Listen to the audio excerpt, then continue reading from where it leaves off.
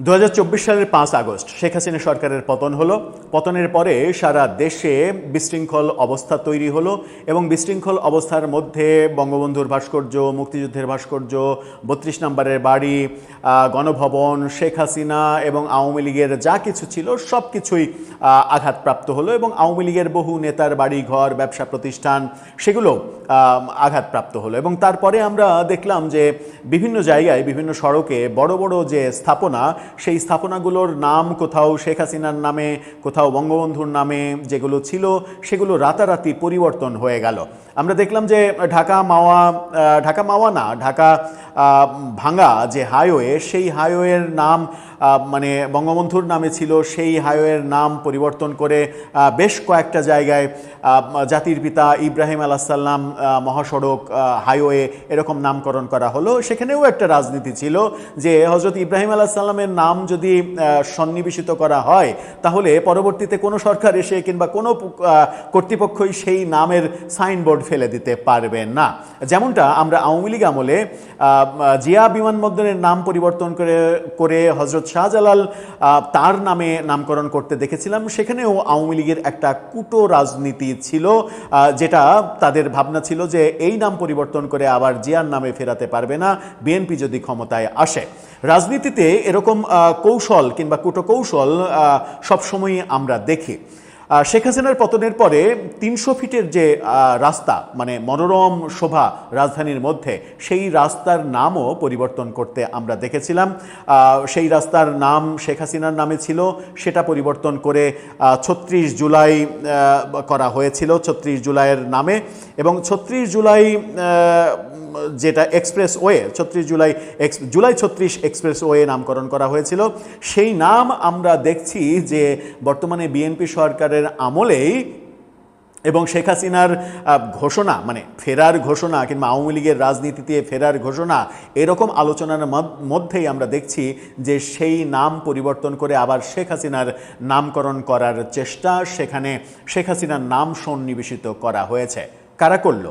রাতের অন্ধকারে নাকি দিনের আলোতে তারা করলো? একটা ফেসবুক পোস্টে এই ব্যাপারটা নিশ্চিত করেছেন। আমি জানি না তার পরিচয় কি, তিনি আওয়ামী লীগের অ্যাক্টিভিস্ট হতে পারেন, কিন্তু এটা কোনো গণমাধ্যমে খবর আসেনি। ফেসবুক পোস্টে কয়েকটি ছবি এবং সেই ছবিগুলো আমরা মোটামুটি দেখে নিশ্চিত হয়েছি যে এটা এআই দিয়ে নির্মিত ছবি না। কিন্তু সেনাবাহিনীর টহল প্রতি মুহূর্তে থাকা এই এক্সপ্রেসওয়ের নামটা কিভাবে পাল্টে গেল সেটা আমরা বুঝতে পারছি না। চলুন সেটা নিয়ে একটু আলোচনা করে বোঝার চেষ্টা করি প্রকৃত ঘটনাটা কি ঘটল। থাকবেন পলিটিক্স টিভির নিয়মিত আয়োজনে।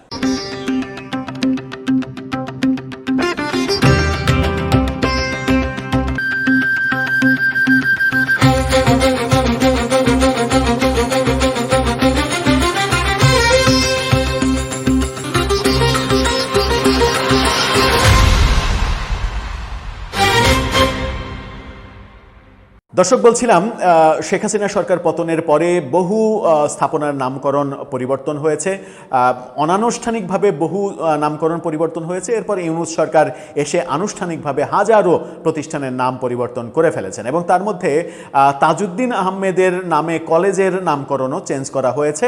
যদিও আমরা সোহেল তাজকে শেখ হাসিনার প্রচণ্ড বিরোধী হিসেবে আমরা দেখেছি তার পতনের পরে এবং ডক্টর ইউনূসের সঙ্গে খুবই ভালো সম্পর্ক, এই দৃশ্যও দেখেছি, কিন্তু তিনিও তার বাবার নাম রাখতে পারেননি কলেজের নামকরণে। এই ব্যাপারগুলো আমরা দেখেছি।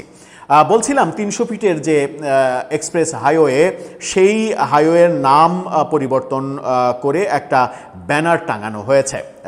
সেটা নিয়ে একজন একটা পোস্ট দিয়েছেন, সেই পোস্টটা দেখে নিন। বেশ কয়েকটা ছবি সহ পোস্ট দিয়েছেন তিনি। সেখানে আমরা আপনাদেরকে পোস্টটা দেখাতে চাই পোস্টদাতার নামটা বাদ দিয়ে, কারণ আমরা চাই না যে আমাদের খবর পরিবেশনের মাধ্যমে কেউ কোনো ধরনের কোনো বিব্রতকর পরিস্থিতির মধ্যে পড়ুন। তবে আমাদের কাছে সেই নাম সহ স্ক্রিনশটটা সংরক্ষিত রয়েছে, আমাদের কারণেই রয়েছে। আমরা নামটা সহ আপনাদেরকে দেখাতে চাই এবং সেখানে আমরা 4টা ছবি দেখছি, যে 4টা ছবির মধ্যে প্রথমটা পূর্বের নামকরণ এবং পরেরগুলোতে আমরা দেখছি যে শেখ হাসিনা সরণি নামকরণ করা হয়েছে এবং সেই পোস্টে তিনি বেশ কিছু বাজে শব্দ ব্যবহার করেছেন। সেই বাজে শব্দগুলো বাদ দিয়ে যদি আমি বলি তাহলে 300 ফিটের এই অভূতপূর্ব উন্নয়ন করেছে বঙ্গবন্ধু কন্যা দেশরত্ন শেখ হাসিনা। সেনাবাহিনীর নিয়ন্ত্রিত এই সড়কের নাম ছিল শেখ হাসিনা সরণি এবং তারপরে কিছু শব্দ ব্যবহার করেছে, আমি ওইগুলো উচ্চারণ করতে চাই না। সেই নেমপ্লেট সরিয়ে নাম দেয়া হয়েছে 36 জুলাই এক্সপ্রেসওয়ে। মুজিব যুদ্ধপন্থী মুজিববাদী সংগঠন বাংলাদেশ মুক্তির ডাক 71, সংগঠনের নাম বলা হচ্ছে বাংলাদেশ মুক্তির ডাক 71।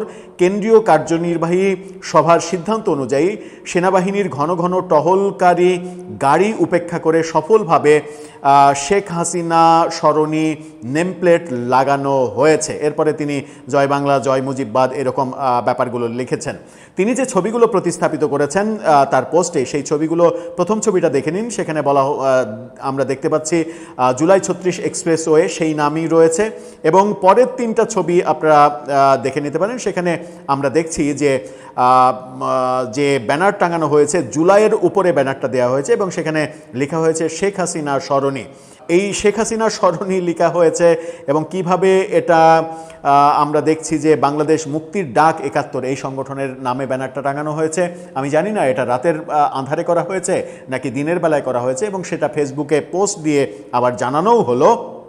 এই ব্যাপারে যদিও এখন পর্যন্ত স্বীকৃত কোনো গণমাধ্যমে কোনো খবর আসেনি, কিন্তু এই ঘটনা বলে দেয় যে সারা দেশে বিভিন্নভাবে বিভিন্ন জায়গায় আওয়ামী লীগের সমর্থকরা, নেতা কর্মীরা নানা ধরনের ব্যাপারে এখন একের পর এক হয়তো কর্মকাণ্ড করবেন, যার একটা উদাহরণ তারা দেখালেন।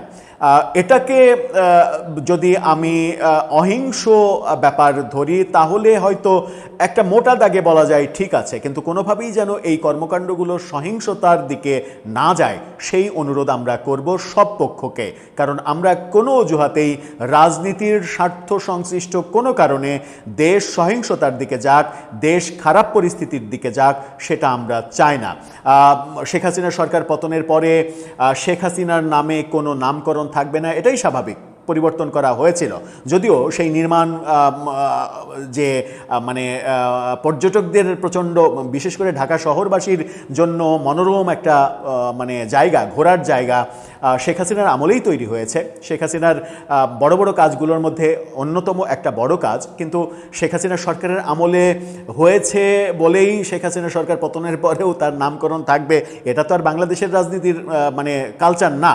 সুতরাং পরিবর্তিত হয়েছে, কিন্তু শেখ হাসিনা দেশেই ফিরলেন না, এখনই তার নাম আবারও সাইনবোর্ড ঝোলানো এবং এরকম প্রকাশ্য, যেখানে আমরা দেখছি যে সেনাবাহিনীর লোগো সমৃদ্ধ জুলাই 36 এক্সপ্রেসওয়ে লেখা, সেই ব্যাপারে সেই জায়গায় ব্যানার টাঙানো, এটা কিন্তু একটা বড় কাজ। আবার প্রত্যাশা করছি এই ধরনের কর্মকাণ্ড যেন কোনো ধরনেই এমন কোনো উস্কানিতে পরিণত না হয় যে দেশ অস্থিরতার দিকে যাবে। দর্শক, আপনার মতামত এই ব্যাপারে জানিয়ে লিখতে পারেন আমাদের কমেন্ট বক্সে।